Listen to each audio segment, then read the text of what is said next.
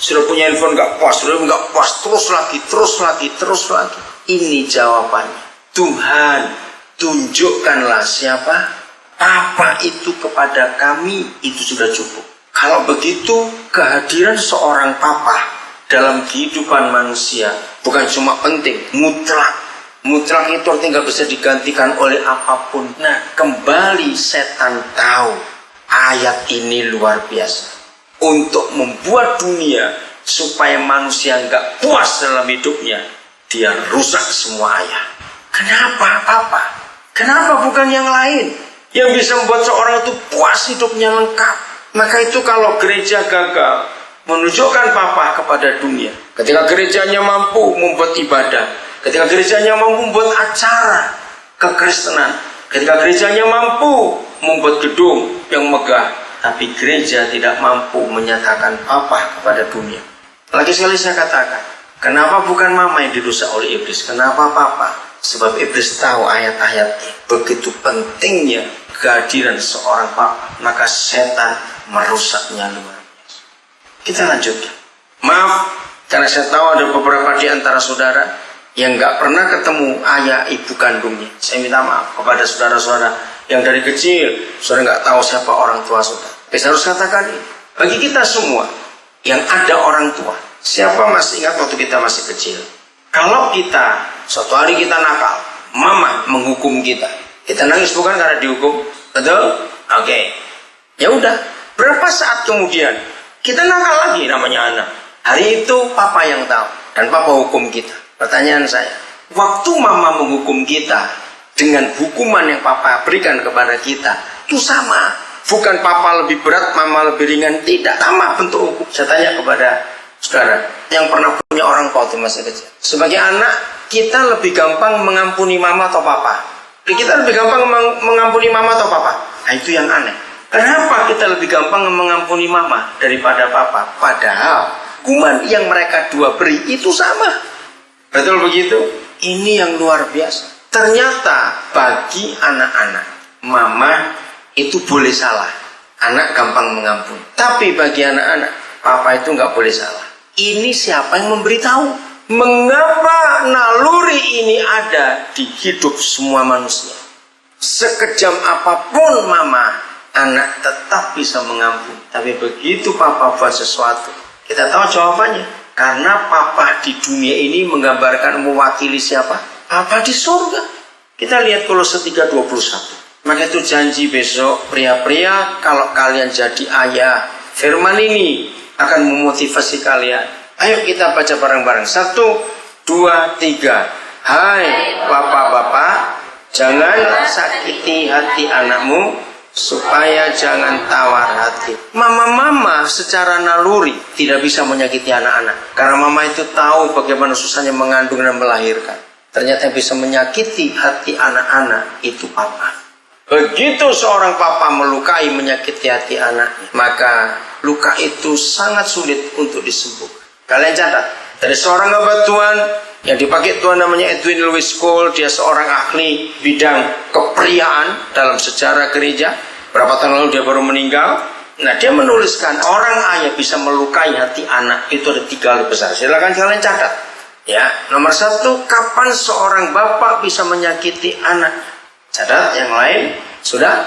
Nomor 1, ketika ayah menyakiti mama, anak itu nggak terima.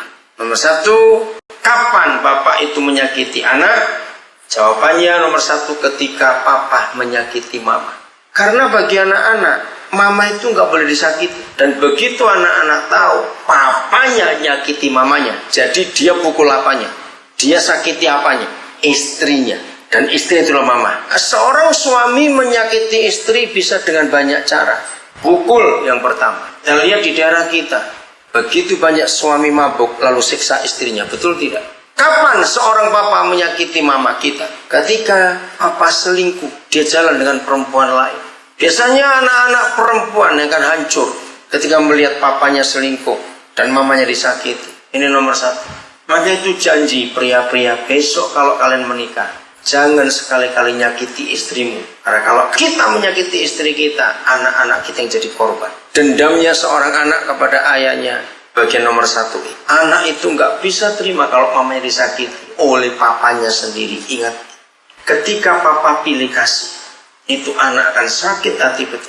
Papa pilih kasih. Tahu arti kata pilih kasih?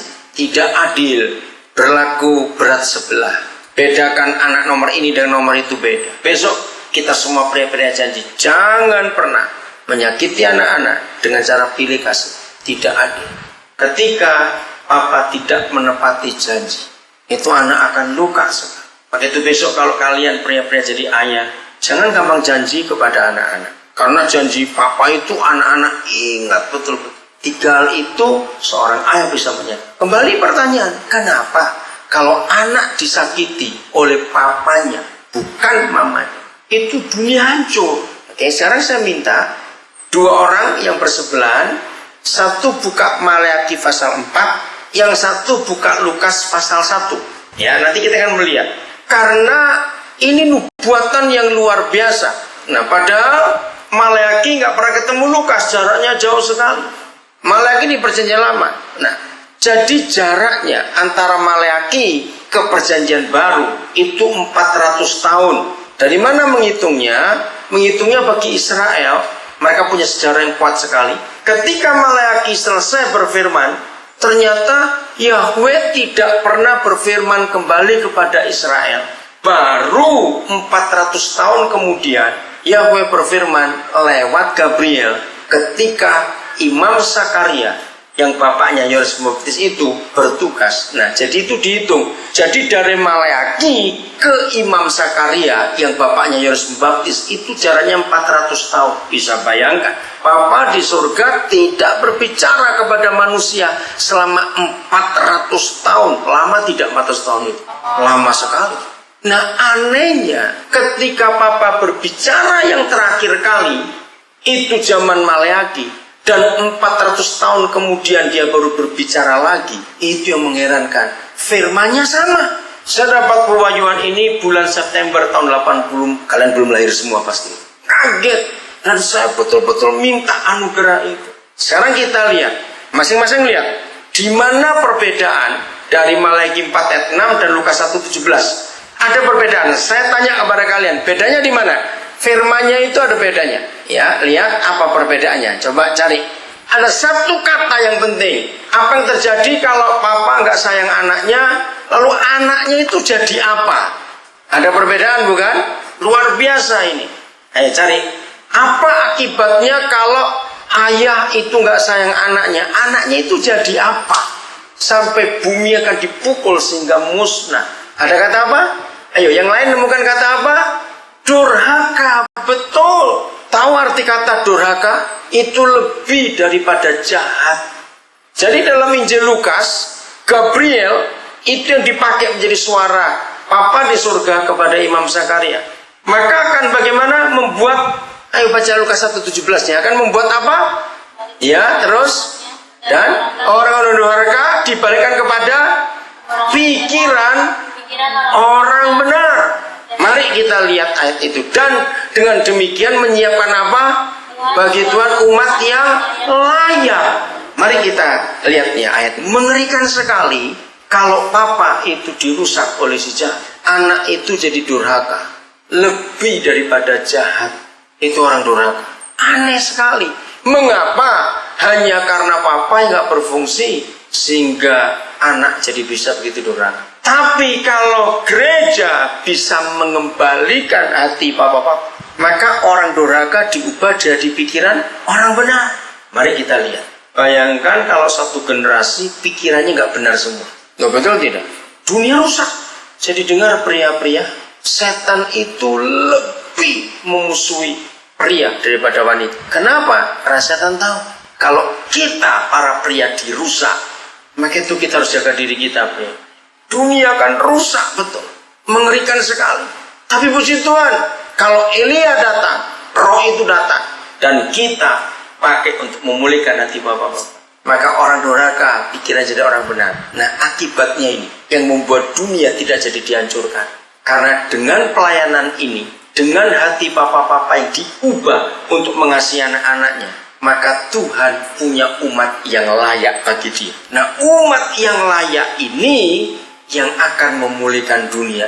Itu sebabnya berjanjilah kalian mulai hari ini sebagai orang-orang muda, baik pria maupun wanita, untuk kalian gak asal pacaran, gak salah kawin. Korban sudah banyak, pacaran-pacaran hubungan seks ditinggal. Betul gak? Lahir anak itu. Kemarin malam kami berkumpul kaum pria rumah Pak Yoja, mantan kepala sekolah itu. Dan salah satu yang kami bahas adalah disebut pria itu identik dengan tanggung jawab. Betul lagi sekali, disebut pria itu yang memberikan bukan kumisnya. Loh, serius saya berkata, percuma punya kumis tebal segagang telepon misalnya, tapi hidupnya nggak pernah bertanggung jawab. Maka itu kalau terjadi apa-apa dalam hubungan anak-anak muda, begitu ada kata tanggung jawab, itu dikenakan kepada yang laki atau yang perempuan. Perempuan nggak pernah diminta bertanggung jawab. Itu pasti laki-laki diminta bertanggung jawab. Luar biasa. Dunia saja punya hukum seperti itu.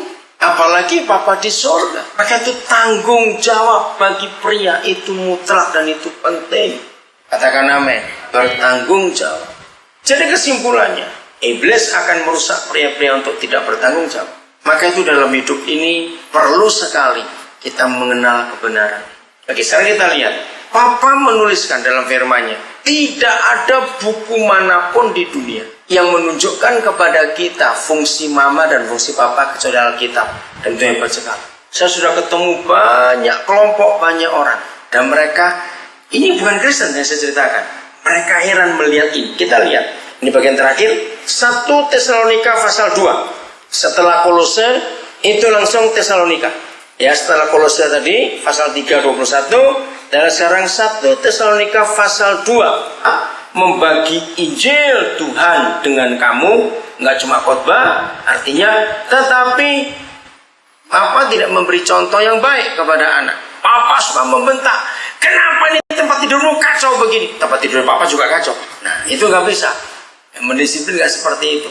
Ngerti contoh ini? Oke, jawab. Apa akibat anak yang nggak didisiplin? Serampangan, apalagi seenaknya, apalagi berontak, apalagi apa? Kacau.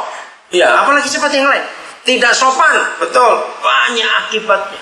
Maka itu kenapa kalau ayah-ayah nggak berfungsi, anak generasi durhaka itu muncul. Kita tahu sekarang sebab. Hari ini kita sudah mendengar kebenaran ini. Ambillah keputusan.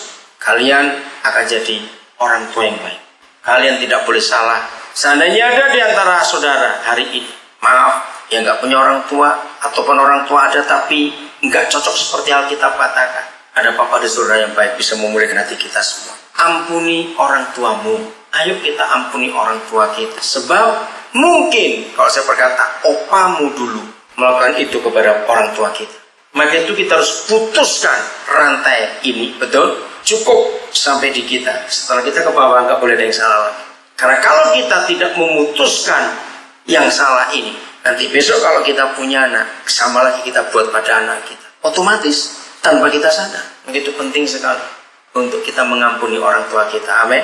Jangan ikut lagi perbuatan ini. Mari kita